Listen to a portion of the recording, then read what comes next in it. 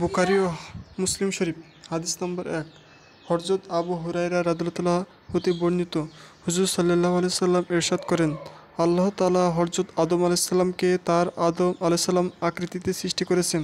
তার উচ্চতা 60 হাত। যখন তিনি তাকে আদম সৃষ্টি করলেন, তখন বললেন, যাও, ওই দলটিকে সালাম করো।